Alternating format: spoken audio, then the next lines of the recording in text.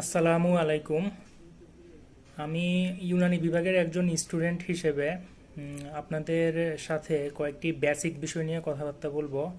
বিশেষ করে ইউনানি সায়েন্স এবং মডার্ন সায়েন্সের মধ্যে কি কি সিমিলারিটি ডিসিমিলারিটি আছে এসব বিষয় নিয়ে কথা বলার চেষ্টা করব ইনশাল্লাহ। তো ইউনানি বিভাগের একজন স্টুডেন্ট হিসেবে আমাদের প্রত্যেকেরই উচিত যে ইউনানি সায়েন্স সম্পর্কে বিস্তারিত ধারণা রাখা।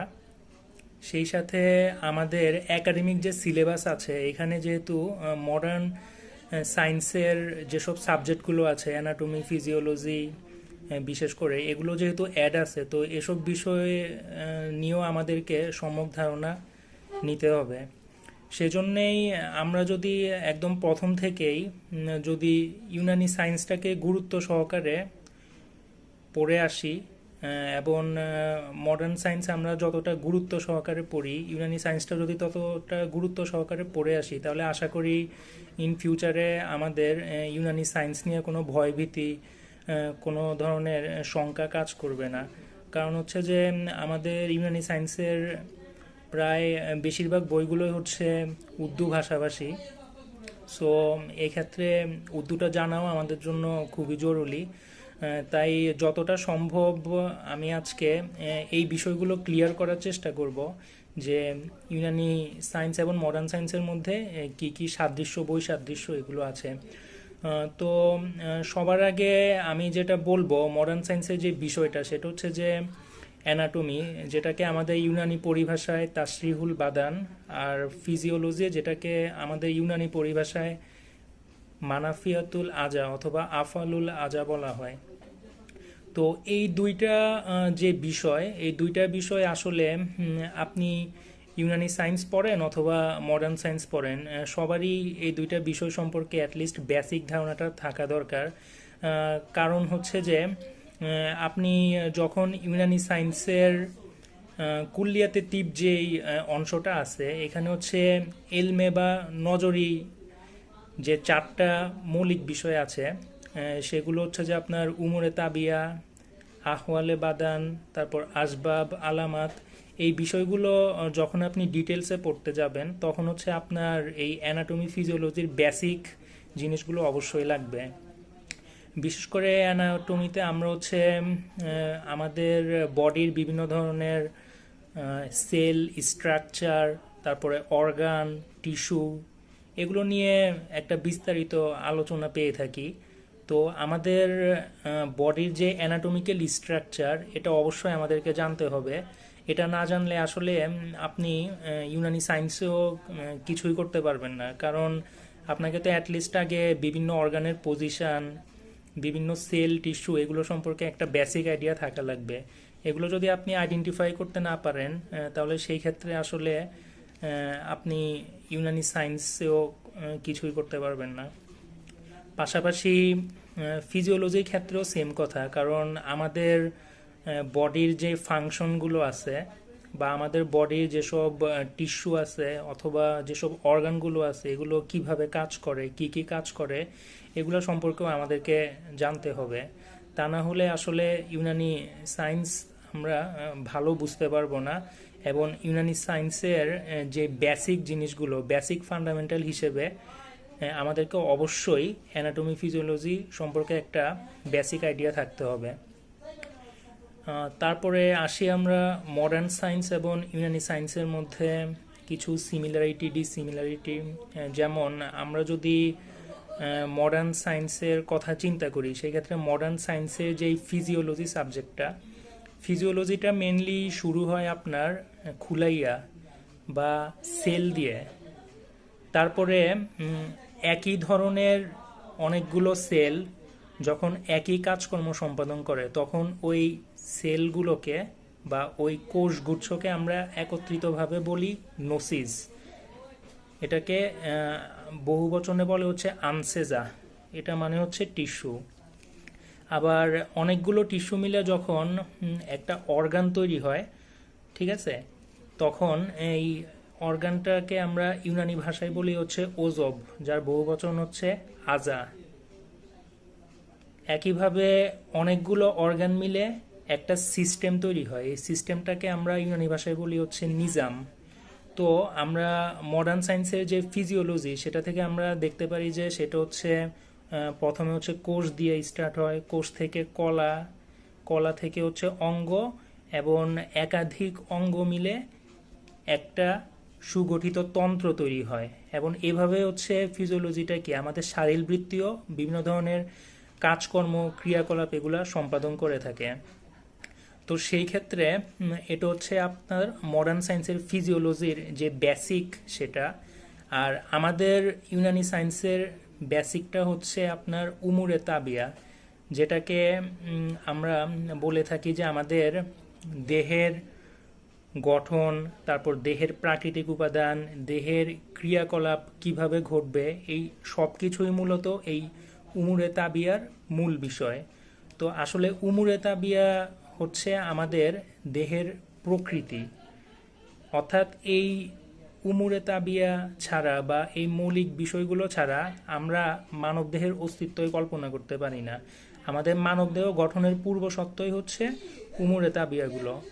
এগুলোর যে কোনো একটাও যদি মিসিং থাকে তাহলে কিন্তু আমরা আমাদের অস্তিত্ব কল্পনা করতে পারবো না, বা মানবদেহ গঠিত হবে না। তো আমাদের ইউনানি ফিজিশিয়ানরা এই উমুরে তাবিয়াকে হচ্ছে 7টি ভাগে বিভক্ত করেছেন।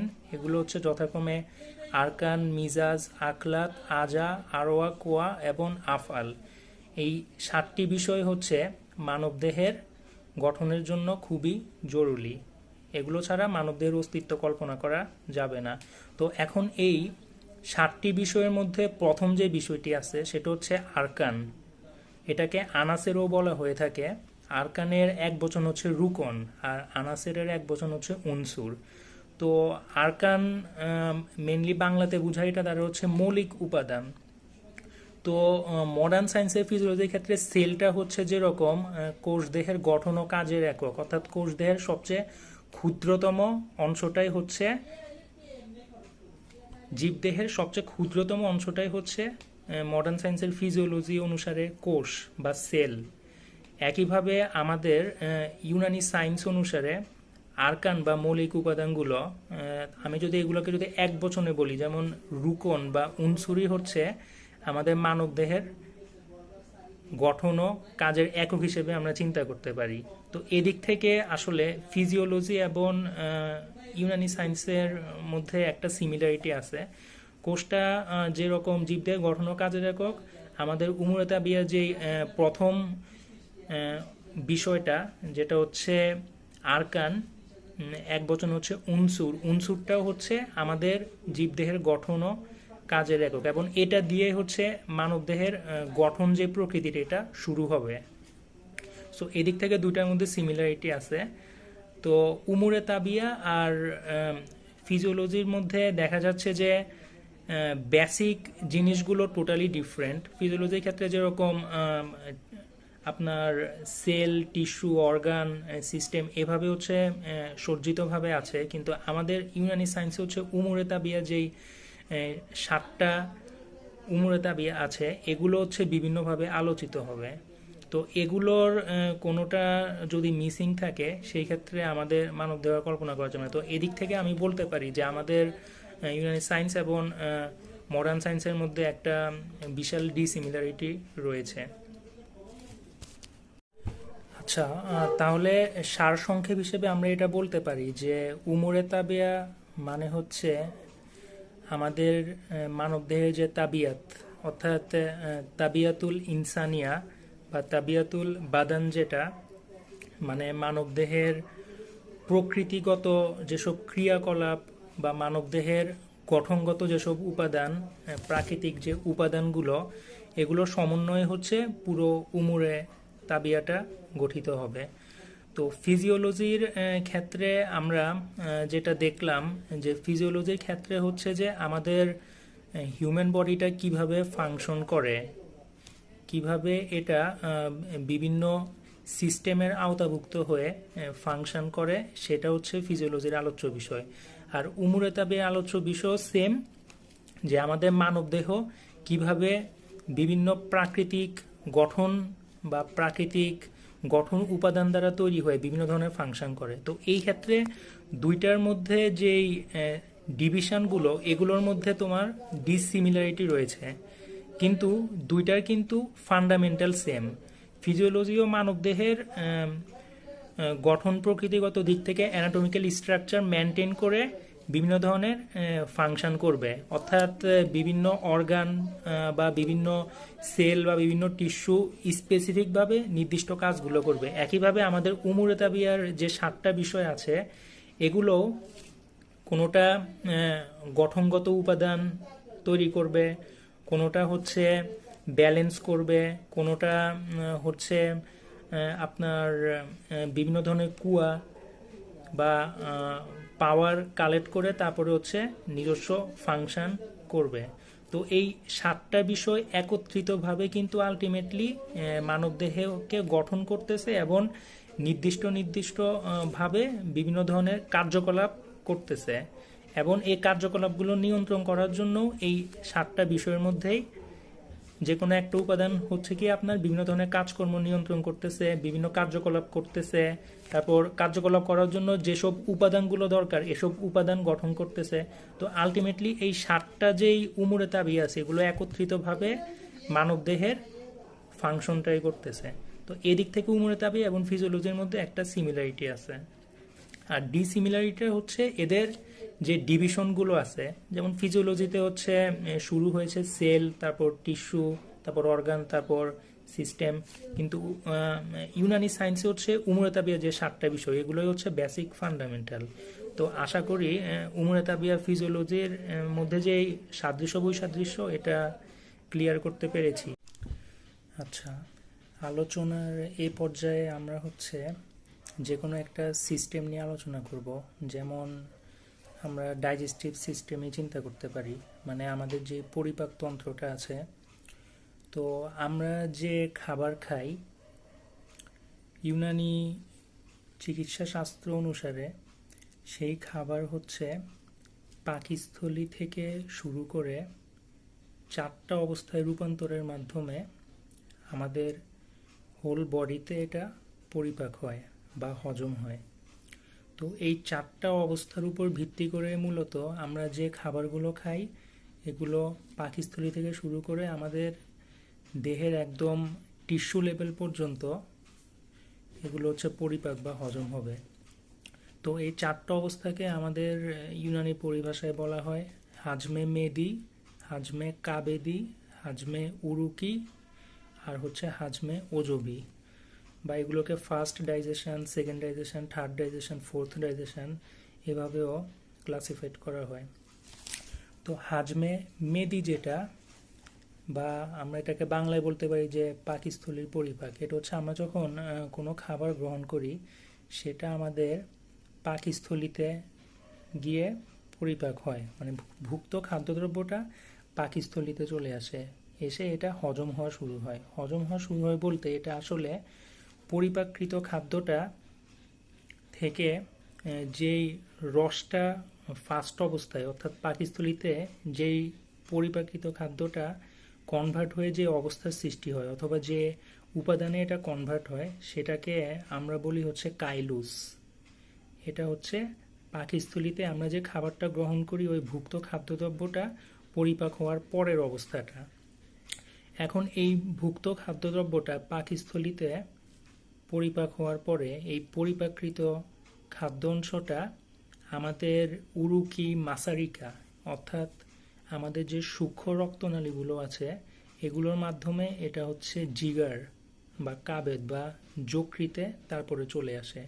তখনই হচ্ছে দ্বিতীয় পাক অর্থাৎ হাজমে কাবেদি এই পর্যায়টা শুরু হয়। তো হাজমে কাবেদি হচ্ছে মূলত যকৃতে যে হজম বা পাকটা হয়। তো যকৃতের মধ্যে এই কাইলুস বা ভুক্ত খাদ্যদ্রব্যটা পরিপাক হয়, তখন এই নতুন পরিপাকৃত যে ভুক্ত খাদ্যদ্রব্যটা এটার আবার নতুন নামকরণ হয়। এটা তখন ইউনানি পরিভাষায় পরিচিত হয় কাইমুস হিসেবে, যেটাকে আমরা আরেকটা নামে অভিহিত করতে পারি, যেটা হচ্ছে ঋতুবাতে উলা, বা এটাকে বলা হয় প্রাথমিক রস।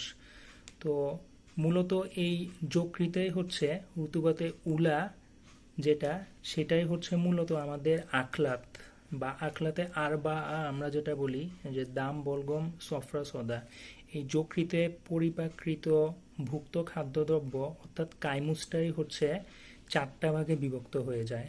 অর্থাৎ দাম বলগম সফরা সদা এই 4টা ভাগে কনভার্ট হয়ে যায়, তখন এগুলারই নতুন নাম হয়ে যায় হচ্ছে আখলাত। অর্থাৎ এগুলোকে একত্রে হচ্ছে আখলাতে আর বা বলা হয়। তো এই ক্ষেত্রে 4টা ভাগে বিভক্ত হওয়ার পরে একেবারে লাল বর্ণের যে উপাদানগুলো দেখা যায় ওগুলোকে আমরা দাম বলি। তারপরে শ্বেতবর্ণের যে উপাদানগুলো দেখা যায় ওগুলোকে হচ্ছে আমরা বলগম বলি। তারপরে পিত বা হলুদ বর্ণের যে উপাদানগুলো দেখা যায় এগুলোকে হচ্ছে আমরা সফরা বলি। আর সবশেষে বিকৃত কালচে বর্ণের যে উপাদানগুলো দেখা যায় এগুলোকে হচ্ছে আমরা সদা বলি। তো যকৃতেই হচ্ছে মূলত আমাদের উমুরে তাবিয়ার তৃতীয়তম যেটা, অর্থাৎ আখলাতটা হচ্ছে আমাদের জিগর বা যকৃতেই হচ্ছে তৈরি হয়। পরবর্তীতে এই আখলাতে আরবা অর্থাৎ এই 4টা আখলাত তৃতীয় পরিপাক অর্থাৎ থার্ড ডাইজেশনে এটা চলে আসে, অর্থাৎ হজমে উরুকি যেটা, অর্থাৎ আমাদের যে শিরাসমূহ আছে প্রধান শিরাসমূহ, এই ভুক্ত খাদ্যদ্রব্যটা তখন প্রধান শিরাসমূহের মধ্যে প্রবেশ করে এবং এই প্রধান শিরাসমূহের মধ্যে আবার নতুন করে পাক শুরু হয়। তো হজমে উরুকির মধ্যে পাক হওয়ার পরে পরিপাকৃত এই ভুক্ত খাদ্যদ্রব্যটা তখন আবার আরেকটা নতুন ফরম্যাটে কনভার্ট হয়। এই নতুন ফরম্যাটটার নাম হচ্ছে রুতুবাতে সানিয়া বা এটাকে আমরা বলি হচ্ছে দ্বিতীয় রস। এই রুতুবাতে সানিয়াটা হজমে উরুকিতে পরিপাকৃত হয়ে যে নতুন অবস্থার সৃষ্টি হয় সেই নতুন অবস্থার নাম। এখন সর্বশেষ অর্থাৎ ফোর্থ ডাইজেশন যেটা, অর্থাৎ হজমে ওজবি, এখানে হচ্ছে আপনার এই রুতুবাতে সানিয়া যেটা, এটা হচ্ছে আমাদের কোষ অর্থাৎ টিস্যু লেভেলে এই হজমুরকি অর্থাৎ প্রধান শিরাসমূহ থেকে ভুক্ত খাদ্যদ্রব্য, ওজবি মানে হচ্ছে আমাদের যে অঙ্গ প্রত্যঙ্গ অর্থাৎ টিস্যু লেভেলকে এখানে বোঝানো হয়েছে। আমাদের সারা দেহে অর্থাৎ কোষ মধ্যস্থ পর্যায়ে হচ্ছে এই ভুক্ত খাদ্যদ্রব্যগুলো পৌঁছে যায় এবং এই হজমে উরুকি থেকে যখন এই পরিপাকৃত ভুক্ত খাদ্যদ্রব্যগুলো হজমে ওজবি অর্থাৎ অঙ্গ প্রত্যঙ্গ পর্যন্ত চলে যায় তখন এটার নতুন নাম হয় হজমে ওজবি, অর্থাৎ এটাকে বলা হয় হচ্ছে ফোর্থ ডাইজেশন। অর্থাৎ এখানে হচ্ছে শেষ পর্যায়ে হচ্ছে অঙ্গ প্রত্যঙ্গগুলোর মধ্যে হচ্ছে পরিপাক্রিয়া হয়।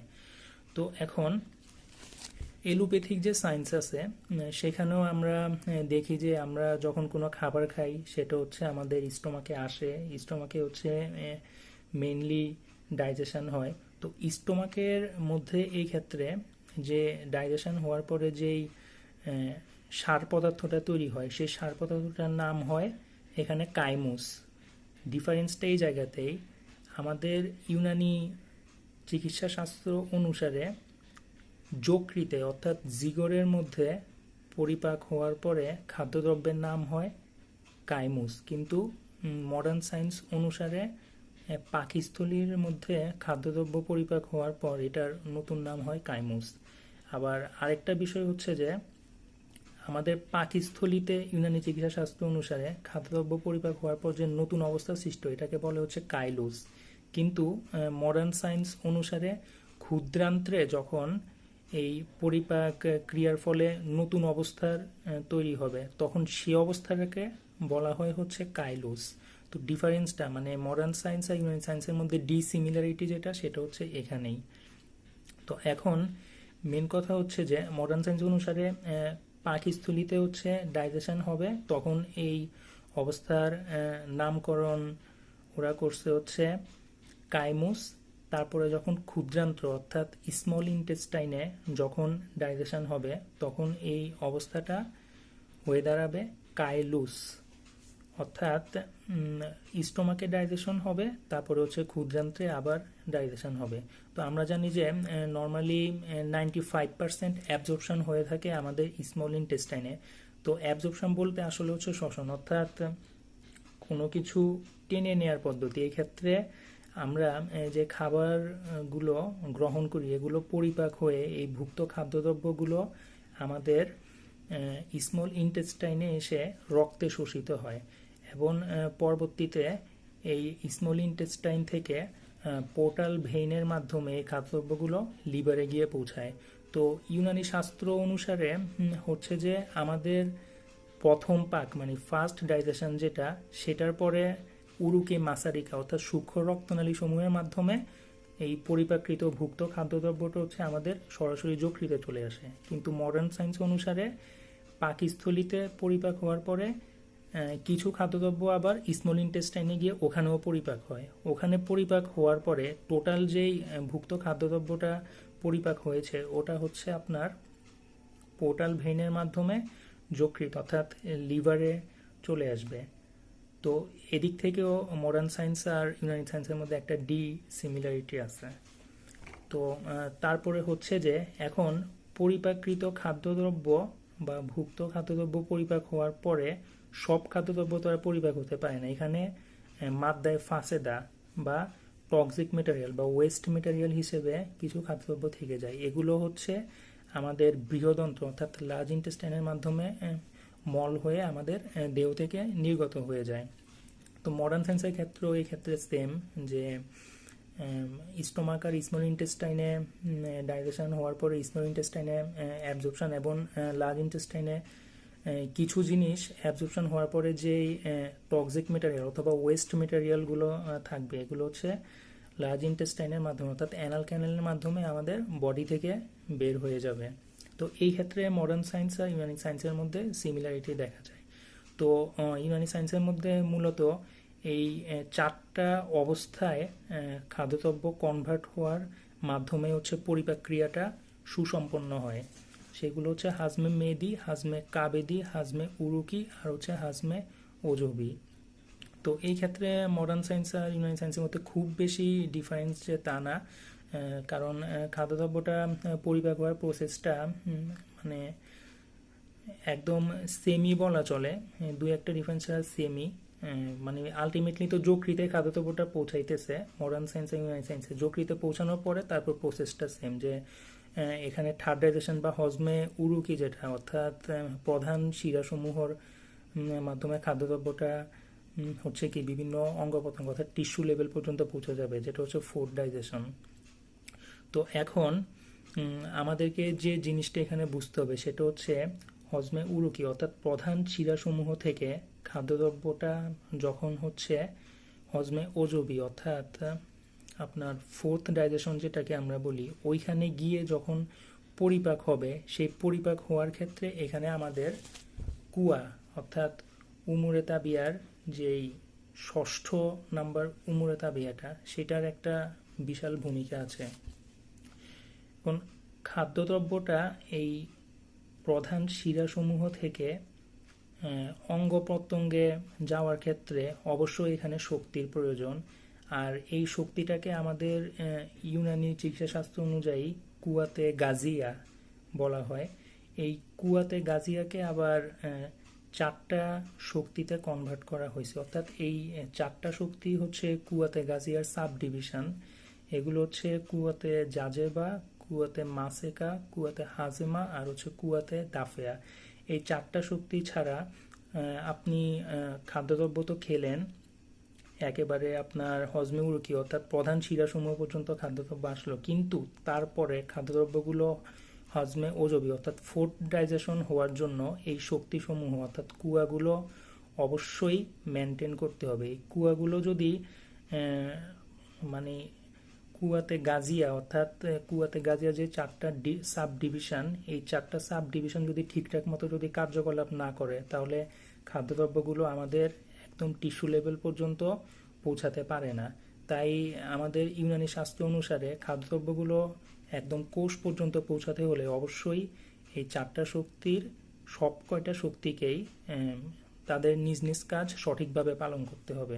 তো প্রথমে কুয়াতে গাজিয়ার প্রথম যে সাব ডিভিশনটা সেটা হচ্ছে কুয়াতে জাজেবা, বা এটাকে হচ্ছে অ্যাট্রাক্টিং অর অ্যাবজর্বিং পাওয়ারও বলা হয়। এটা মূলত হচ্ছে এই হজমরকি অর্থাৎ প্রধান শিরাসমূহ থেকে অঙ্গ প্রত্যঙ্গে খাদ্যদ্রব্যটা যে যাবে, এই খাদ্যদ্রব্যটাকে হচ্ছে সে আকর্ষণ করে অথবা শুষে নেয়। খাদ্যদ্রব্যটা যাতে হজমে উরুকি থেকে হজমে ওজভি পর্যন্ত পৌঁছাতে পারে, সেজন্য সে খাদ্যদ্রব্যটাকে আকর্ষণ করবে অথবা শুষে নিবে। তো এটার মাধ্যমে হচ্ছে খাদ্যদ্রব্যটা অঙ্গ প্রত্যঙ্গ পর্যন্ত পৌঁছাতে পারবে, মানে সেই পর্যন্ত এটা যেতে পারবে। দেন হচ্ছে কুয়াতে মাসেকা, তারপর হচ্ছে কুয়াতে হাজেমা, তারপর হচ্ছে কুয়াতে দাফেয়া। কুয়াতে জাজেবা, মাসেকা, হাজেমা, দাফেয়া। সেকেন্ড হচ্ছে কুয়াতে জাজেবা।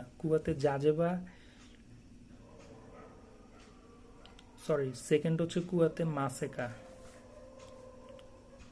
কুয়াতে জাজেবা হচ্ছে আপনার অ্যাট্রাক্টিং অর অ্যাবজর্বিং পাওয়ার, আর কুয়াতে মাসেকা যেটা সেটা হচ্ছে রিটেনিং পাওয়ার অর্থাৎ ধারক শক্তি। এখন খাদ্যদ্রব্যটা আপনার অঙ্গ প্রত্যঙ্গে আসলো, এখন অঙ্গ প্রত্যঙ্গে আসার পরে ফুড ডাইজেশন অর্থাৎ পরিপাক তো হওয়া লাগবে। পরিপাক না হলে তো আলটিমেটলি তো আপনার যে অঙ্গগুলো আছে এই অঙ্গগুলো তো খাদ্যটা তো গ্রহণ করার উপযোগী হতে হবে। অর্থাৎ আপনার এই খাদ্যদ্রব্যগুলোকে ওই স্পেসিফিক অঙ্গের একেবারে মিজাজ, গঠন সব দিক থেকে ওই অঙ্গের অনুরূপ হতে হবে, অথবা ওই অঙ্গের গ্রহণ উপযোগী হতে হবে। এই গ্রহণ উপযোগী বা ওই অঙ্গের অনুরূপ করার জন্য যে পরিপাক হওয়া দরকার, সেটার জন্য একটা নির্দিষ্ট সময়ের প্রয়োজন। এখন এই সময়টার মধ্যে হচ্ছে ওই খাদ্যদ্রব্যটা ওখানে পরিপাক হবে। এখন রিটেনিং পাওয়ার যেটা অর্থাৎ কুয়াতে মাসেকা যেটা, সেটার কাজ হচ্ছে যে খাদ্যদ্রব্যটাকে ওই নির্দিষ্ট সময় পর্যন্ত ওখানে আটকে রাখা বা ধরে রাখা, অর্থাৎ খাদ্যদ্রব্যটা যাতে ঠিকঠাক মতো পরিপাক হওয়ার মতো একটা নির্দিষ্ট সময় পায়।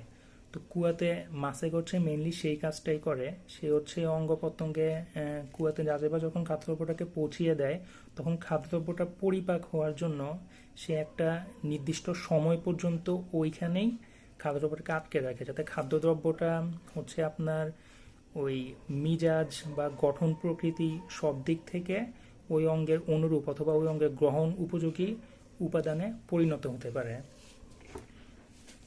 যখন হচ্ছে কুয়াতে মাসেকা এই কাজটা করে, ধরে রাখে, এর পরপরই শুরু হয় হচ্ছে কুয়াতে হাজেমা, অর্থাৎ এটা হচ্ছে ডাইজেস্টিভ পাওয়ার, পরিপাক শক্তি। অর্থাৎ শোষণকারী শক্তি কি করলো, খাদ্যদ্রব্যটা আকর্ষণ বা শোষণ করে নিয়ে আসলো অঙ্গের দিকে।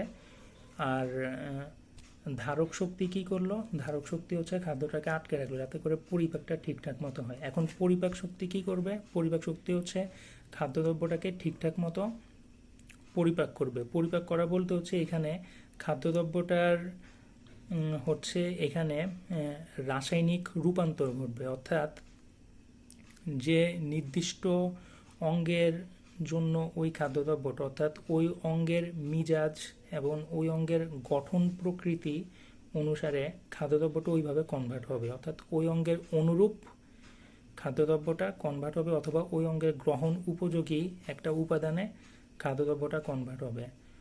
তো আমাদের দেহে তো আসলে অনেকগুলো অঙ্গ আছে, এখন প্রত্যেকটা অঙ্গর মিজাজ আবার আলাদা আলাদা।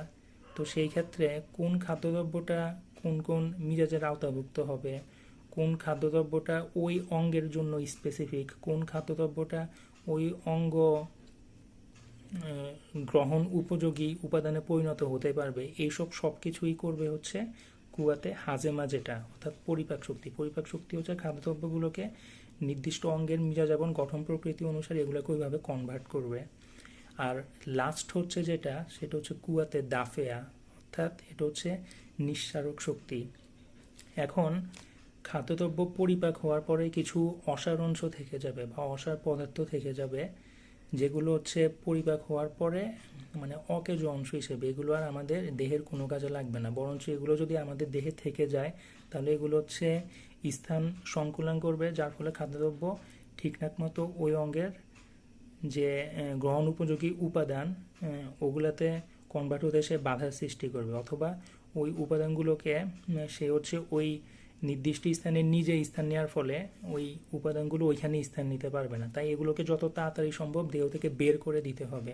তো কুয়াতে দাফ দেওয়ার কাজই হচ্ছে তোমার এই অসার পদার্থ যেগুলো আছে এগুলোকে দেহ থেকে আমাদের যেসব এক্সক্রিটরি অর্গানগুলো আছে, যেমন হচ্ছে লার্জ ইন্টেস্টাইন, তারপর হচ্ছে সোয়েট গ্ল্যান্ড, কিডনি অর্থাৎ ইউরিনারি সিস্টেম, এগুলোর মাধ্যমে যত দ্রুত সম্ভব আমাদের দেহ থেকে নিঃসরণ করে দিতে হবে।